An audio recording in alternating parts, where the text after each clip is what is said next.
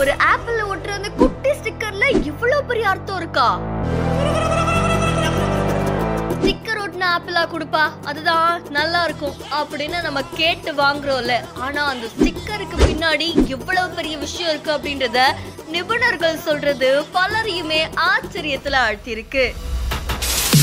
பொதுவா நம்ம கடைக்கு போய் ஒரு ஆப்பிள் வாங்குறோம்னு வச்சுக்கோங்களேன், அதுல ஒரு ஸ்டிக்கர் ஒட்டி இருக்கு அப்படின்னா அது பார்த்த உடனே ஓகே இது கொஞ்சம் தரம் அதிகமான ஆப்பிள் போல அப்படின்னு நினைச்சு நம்ம அதை வாங்குவோம்ல.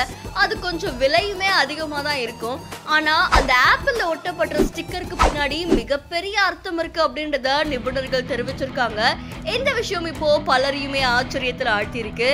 ஆப்பிள்கள்ல இருக்கக்கூடிய அந்த ஸ்டிக்கர்கள்ல தான் பழத்துடைய தரம், அதுக்கப்புறமா அது எப்படி வளர்க்கப்பட்டுச்சு அப்படின்ற மாதிரியான தகவல் இருக்காமா. சில ஸ்டிக்கர்கள்ல 4 இலக்க எண்கள் இருக்குமா, அதாவது 4026 இல்லனா 4987 அப்படின்னு சொல்லி எண்கள் இருக்குமாமா. இந்த பழங்கள் எல்லாமே பூச்சிக்கொல்லிகள் இல்லனா ரசாயனங்களை பயன்படுத்தி வளர்த்ததாமா. சில பழங்கள்ல 5 இலக்க எண்கள் இருக்குமா, அதாவது 84,131, 86,532 இந்த மாதிரியான 8ல தொடங்கக்கூடிய நம்பர் இருக்குமா.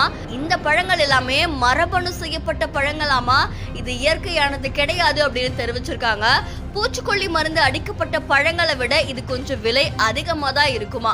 சில பழங்கள்ல நம்பர் 9ல ஸ்டார்ட் ஆகும். அந்த நம்பர் எப்படி இருக்கும் அப்படின்னா 93,435 அப்படின்னு இருக்குமா.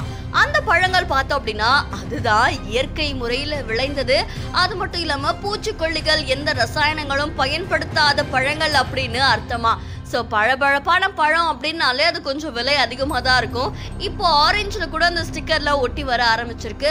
ஸோ அந்த மாதிரியான ஸ்டிக்கர்கள் இருக்கு அப்படின்னா அது எந்த நம்பர் போட்டு இருக்கு அப்படின்றத பார்த்துட்டு வாங்குங்க அப்படின்னு சொல்லி நிபுணர்கள் தெரிவிச்சிருக்காங்க. இது பலரையுமே ஒரு வகையில் ஆச்சரியப்படுத்துது.